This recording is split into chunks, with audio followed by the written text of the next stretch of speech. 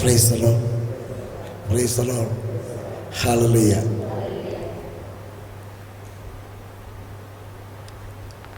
ഇതിനെക്കുറിച്ച് പറയാനായിട്ട് എന്താണ് പറയേണ്ടതെന്നുള്ളതിനെ സംബന്ധിച്ച് കുറച്ച് നേരം ആലോചിച്ച് അപ്പോഴൊന്നും ഉത്തരം കിട്ടണില്ല. ഏതായാലും കിട്ടിയത് പറയാം.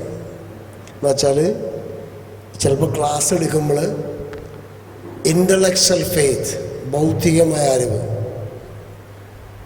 അപ്പോൾ അത് എടുക്കുമ്പോൾ അതിനെ സംബന്ധിച്ച് തുടങ്ങുന്ന വചനം 1 കൊരിന്തോസ് 1-ാം അധ്യായത്തിൽ 21-ാമത്തെ വാക്യം.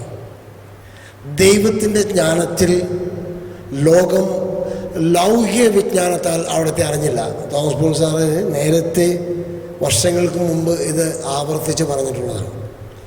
Price the Lord, hallelujah. അപ്പോൾ ഈ ലൗകിക വിജ്ഞാനവും ജ്ഞാനവും തമ്മിൽ എന്താണെന്ന് പറയുമായിരുന്നു. അങ്ങനെയാണ് ഇത് കൂടുതലായിട്ട് ഇതിലേക്ക് കൂടുതൽ വരാനും കൂടുതൽ കാര്യങ്ങൾ മനസ്സിലാക്കാനും സാധിച്ചത്. അപ്പോൾ ഇത് പറഞ്ഞപ്പോൾ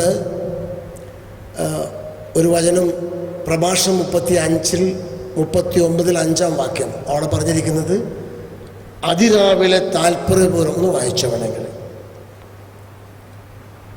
ഞാൻ കാണാപ്പാടം പറയുന്നത് നല്ലത് വായിക്കണമാണ്. 39 5-ാമത്തെ വാക്യം. വാതിൽപ്പടിക്കിരിപ്പുണ്ട്, നമ്മൾ അന്വേഷിക്കണം, അതിരാവിലെ ഉണർന്ന്. മറ്റൊരു വാക്യം കൂടി കർത്താവിനെ അന്വേഷിക്കുവിൻ, അവൻ അതിരാവിലെ താല്പര്യപൂർവ്വം എഴുന്നേൽക്കുന്നു, അവൻ അത്യുന്നതന്റെ മുൻപിൽ പ്രാർത്ഥനകൾ അർപ്പിക്കുന്നു, അവൻ പാപമോചനത്തിനായി യാചിക്കുന്നു. പ്രാർത്ഥന പോലും സമർപ്പിക്കും. പിന്നെ 6-ാമത്തെ വാക്യത്തിൽ വളരെ കാര്യങ്ങളും പറയുന്നുണ്ട്. സർവശക്തനായ കർത്താവ് കനിഞ്ഞാൽ ജ്ഞാനത്തിന്റെ ചൈതന്യം അവനിൽ നിറയും. അല്ല, കനിഞ്ഞാലേ കിട്ടത്തുള്ളൂ.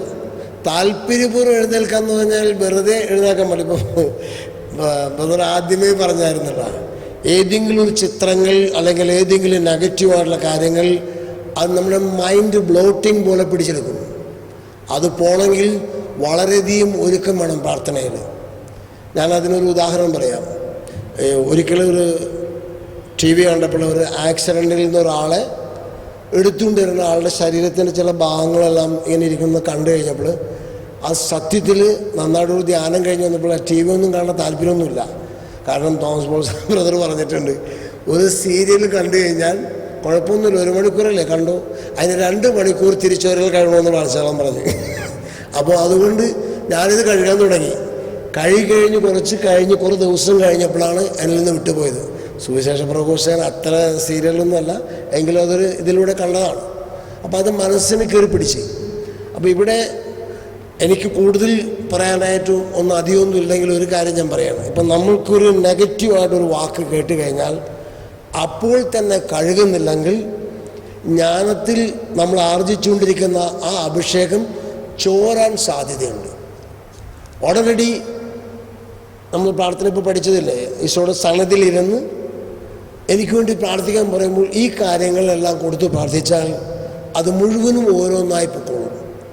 അപ്പോൾ നമുക്ക് നെഗറ്റീവ് വേർഡ്, കാരണം മേഷ്നിക്കാരുടെ വാക്കുകൾ സ്വാദിഷ്ടമുള്ള അപ്പകഷ്ണമാണ്, അത് ഉള്ളറയിലേക്ക് ഇറങ്ങിച്ചെല്ലും.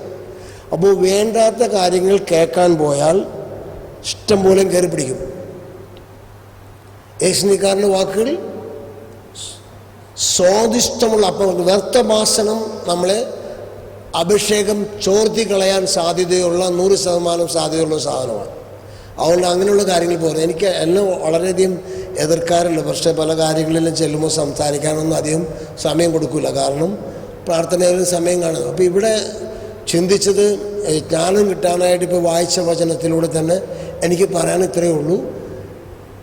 കൂടുതൽ സമയങ്ങൾ നമ്മൾ കർത്താവിനോട് ചേർന്ന് നിന്ന് കഴിഞ്ഞാൽ ധാരാളം പഠിക്കാനും ആത്മീയ അഭിഷേകം ലഭിക്കാനും നമ്മളെ സഹായിക്കും. കൂടുതൽ സാക്ഷ്യം പറയുന്നതിന് അപ്പുറത്തേക്ക് പോകണ്ടെന്ന് വിചാരിച്ചിട്ടാണ്. Price the Lord, hallelujah, hallelujah.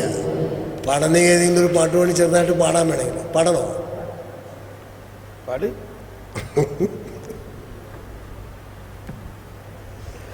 ഒത്തിരി ഒത്തിരി സ്നേഹിച്ചോരെല്ലാം ഒത്തിരി നൊമ്പരം നൽകിയിടുമ്പോൾ നെഞ്ചു തകർന്നു കരയുമ്പോഴെല്ലാം നെഞ്ചോട് ചേർക്കുമൻ യേശുനാഥ. ഓ എൻ്റെ ദൈവമേ വന്നു നിറഞ്ഞിടണേ, ഓ എൻ്റെ ദൈവമേ വന്നു നിറഞ്ഞിടണേ. ഇച്ചിരി നന്നായിട്ട് പാടാൻ പറ്റുമായിരിക്കും, കാരണം ഈ ധ്യാനത്തിൻ്റെ അഭിഷേകം അനുസരിച്ച് ഇനി കഴുകി ശനി ഞായറാകുമ്പോഴേക്കും സ്വരമൊക്കെ ഒന്ന് ശരിയാവും. അപ്പോഴാ ശരിയാകത്തുള്ളൂ. ഇതേമാതിരി സങ്കീർത്തനങ്ങളൊക്കെ പാടണോട്ടോ. അത് പാടും, അത് പാടും. 2 ദിവസം കഴിയുമ്പോൾ 61 സങ്കീർത്തനത്തിൽ അത് കുറച്ചൊക്കെ കിട്ടിയിട്ടുണ്ട്. ഞാൻ ഒന്ന് പാടി നോക്കിയെന്ന്. തെറ്റിപ്പോന്ന് എനിക്കൊരു പേടിയുണ്ട്. കുഴപ്പമില്ല, തെറ്റിക്കോട്ടെ. ഒരു പ്രാവശ്യം തെറ്റുമ്പോഴല്ലേ പഠിക്കണേ.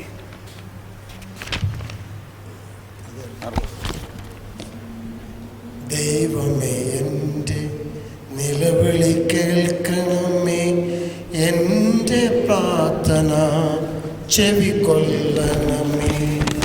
ഹൃദയം തകർന്ന ഞാൻ അതിർത്തിയിൽ നിന്ന് അവിടത്തോട് വിളിച്ചപേക്ഷിക്കും. എനിക്കപ്രാപ്യമായ പാറയിൽ എന്നെ കയറ്റി നിർത്തണമേ. ഇത് പാടി ഇത്ര കിട്ടിയിട്ടുണ്ട്.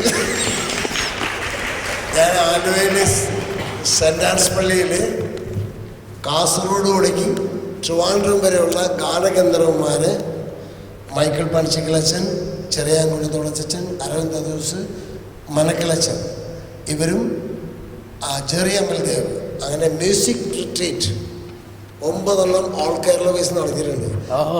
അങ്ങനെയാണ്. അപ്പോൾ എനിക്ക് വേറൊരു സംഗതി പറയുകയാണ്, ഈ തോമസ് ബ്രദറിന് ധാരാളം ഈ അഭിഷേകമുള്ള പാട്ടുകൾ പാടാൻ അതിൻ്റെ ആശയങ്ങൾ കഥാ കൊടുക്കുന്നതുകൊണ്ട് ഇവിടെ തന്നെ കുറേ ഗാനം ശുശ്രൂഷകൾ വിളിച്ചു കൂട്ടിയിട്ട് ഈ ചെറിയ അമൽദേവനെ കൊണ്ട് ക്ലാസ് എടുപ്പിക്കുകയും ഈ അച്ഛന്മാർ ചില അവരുടെ ഇതൊക്കെ അനുസരിച്ച് പഠിപ്പിച്ചും. അപ്പോൾ ബ്രദറിന് ഈ പള്ളിയിലെ പാട്ടുകാരിപ്പോൾ പാടുന്നത് ഇങ്ങനെയാണല്ലോ, അത് മാറ്റി മര്യാദക്ക് പാടാനൊക്കെ പറ്റും. ഇങ്ങനെ പാടണത് നമുക്കറിയാം, എന്നെ കണ്ടുകൊട്ടാന്നുള്ള രീതിയിൽ അത് മാറ്റിയിട്ട് പാടുന്ന രീതിയിൽ പാടാൻ വേണ്ടിയിട്ട് ഒരു ഗ്രൂപ്പ് ഉണ്ടായിക്കഴിഞ്ഞാൽ എല്ലാ തലങ്ങളിലും അഭിഷേകം വ്യാപിക്കുന്ന ഒരു വലിയ അഭിഷേകം അപ്പോൾ എനിക്കങ്ങനെ തോന്നി. രണ്ടാമത്തേത് വരദാനങ്ങൾ. അത് വരദാനങ്ങളുള്ളവരെ മാത്രം വിളിച്ചിട്ട് ഇവിടെ തന്നെ താമസിപ്പിച്ച് കൂടിയാൽ ഒന്ന് വിചാരിക്കണേ. അപ്പം എനിക്ക് എന്നെ സംബന്ധിച്ചിടത്തോളം ഈ വരങ്ങൾ പഠിപ്പിക്കാനായിട്ടുള്ള അധികം വിളിയുള്ളത് കൊണ്ട് എനിക്കറിയാം അതിനെക്കുറിച്ച്. ഇപ്പം ഭാഷാപരത്തോട് പ്രാർത്ഥിക്കുമ്പോൾ ആത്മാവ് പ്രാർത്ഥിക്കുന്നു, 2 മനസ്സ് ഫലരഹിതമായിരിക്കും, ആത്മാവിൽ പ്രചോദിതനാകും, 4 രഹസ്യങ്ങളെക്കുറിച്ച് സംസാരിക്കും.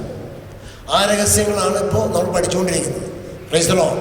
അപ്പോൾ ഇവിടെ ഭാഷാപരം അതിനെക്കുറിച്ചാണ്. അപ്പോൾ ഭാഷാപരത്തിൻ്റെ പ്രത്യേകതകൾ എന്താണ്, അതിൻ്റെ ഗുണങ്ങൾ എന്താണ്?